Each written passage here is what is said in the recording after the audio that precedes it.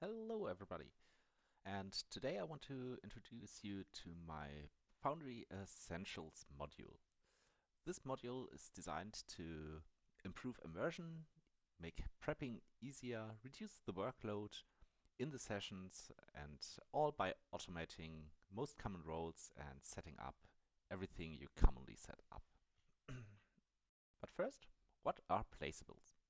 The placeables are part of the Foundry Essentials modules. You can find them in the modules directory, the placeables. And these are tiles that you can place on your Foundry scenes. They are designed with my default style and should match nearly with any map I have made. In the placeables folders, you can find all kinds of stuff, from blood splatters to ropes, camps, thorn bushes, even some entrances to caves. And way more. Just take a close look at it, and you'll get an overview of what is in there. But now let's get to the most interesting part of this module, the macros. After activation, you can find the Birdies Essentials Macros Compendium in the Compendium tab. After opening it, you can see all these kind of macros sorted by their category. First, let's take a closer look at the placeable macros. These are macros that place tiles on your scene and with some interactive element of any kind. For example, let's use the place lantern macro. This is specifically designed for your players to use. If they have a lantern in their inventory and want to place it somewhere, let's say they want to light up this cliff area, you click the macro and can place the lantern wherever you like. For example here. This lantern, of course, has a light source and can be packed by clicking the macro again. And it's done. So another useful macro in this category is the campfire placer. It works in a similar way. You click on the macro, place the campfire where you like. As you see, there's a region. And you can now move your player. Let's give him some vision first. And now you can move your player on the campfire to light it. As you hear, sound and light effects are included. If you run the macro again, you can pack your campfire. Within the same category falls the magic room placer macro. That's here. So this allows your player to place any kind of room, or yourself if you want to have cool rooms in your dungeon. Let's pick a color. Let's choose orange and place it somewhere here. This has a region as well.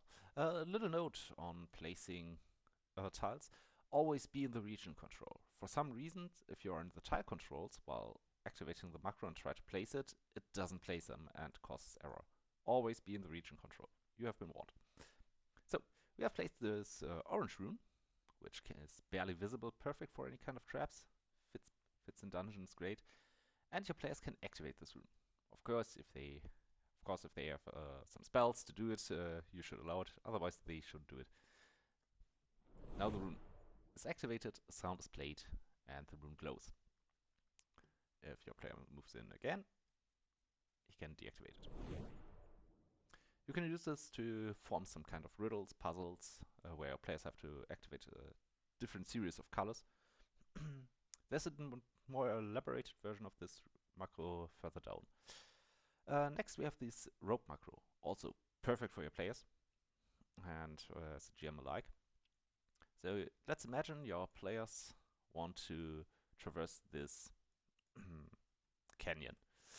And as you normally would do, you draw a line or even place a tile, which is much more time consuming, and draw it like this.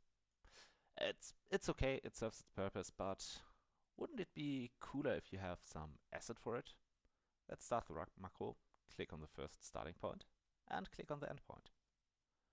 And it automatically sets up a rope for this purpose. There are several different ropes designed from 10 feet up to 30 feet. If you go beyond 30 feet, the rope will be stretched and not looking that great. So Now let's get to the next macros. And these would be the sound placing macros. Sound macros. First we have the sound ambient sound decrease and increase. That's rather self-explanatory. Increases or decreases the ambient sound volume.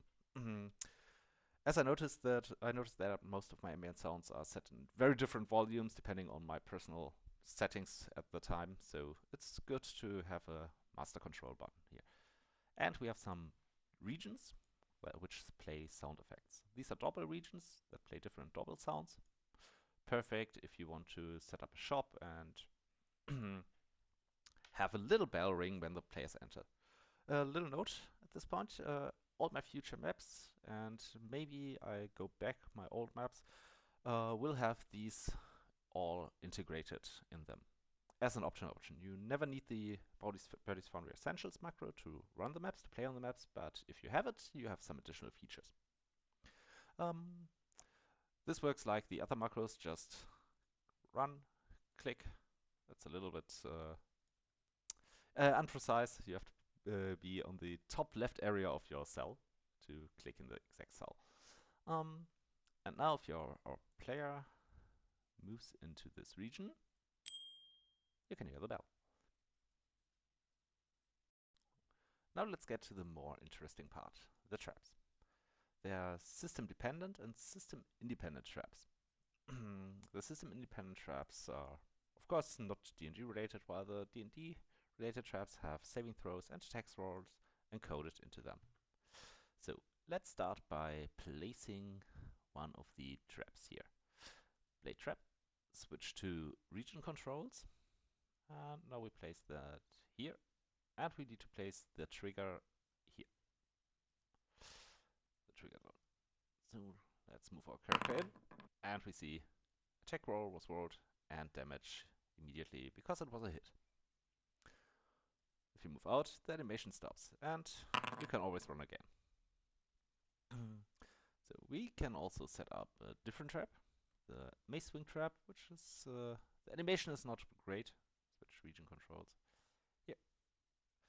This time you have to click one time. If we now move from the bottom side here to this area, yeah. As you see, the animation is a little buggy. It just stops at random at the endpoint. But I can show it to you here. Usually it would look like this. I try to fix it to make it more fluently. Maybe start with a delay. But the damage rolls work. Also works for saving throws like the dog swing does. And there's one more thing which I personally want to use a lot. It's the magic rune placer. Kind of like, let's make a little bit space here. Remove this one. Yeah. It's basically a glyph of warding that you can set up. So let's start this. Magic rune placer. Switch to region controls just in case. We can choose the color. We pick purple this time. We can choose the rune mode if it runs via toggle dialog, like the player one, or if it's auto toggle, you walk through and it is automatically set, or it's auto toggle with reset after 10 seconds. We choose the reset after 10 seconds. We want that this rune casts a spell. And then we can drag and drop the spell here. Let's choose the Firebolt spell. Pick an attack bonus. Let's say 8. This is optional. The spell doesn't require a save. And now we can place the rune wherever we like. For example, here. Now let's move our token here into this area. Check for the chat. And it rolls. It was a hit, 2 damage, not much, but it will annoy your players. And 10 seconds later, the rune turns off again. Ready for another hit. So, that's about the traps. I plan to introduce more traps. The more I can think of, the more I can animate. That looks great. It's a lot of experimentation, but I hope you enjoy these. I'll quickly go over the utility part. We have some scene-related stuff. Let's show you macro, the night version macro. As you know, my maps come with a day and night version. and the night version macro switches all files to the night version. As for now, it's not switching the traps. These are separated, but at least the rest is perfect set for night. Or you can move, switch day again.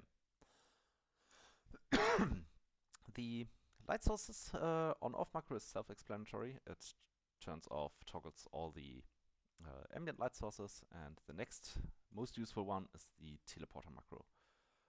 I once had a module that did it, but it's no longer supported, so I made it myself, a similar one.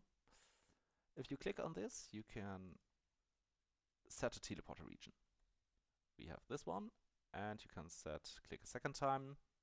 You have to run the macro a second time, click again, to place the teleporter connection. It works in between scenes. Where is it? To the left. Yes. And here. It works in between the scenes. If you run it, click on the scene, first scene, switch scene, click on the next scene, the macro again, and place it. And we have a little tool that's was useful for me setting up the sound effects. It's the sound manager and the sound picker. Perfect for preparation. Make some space here. So the sound picker allows you to, if you set up sound, let's do this here, sound, ambient.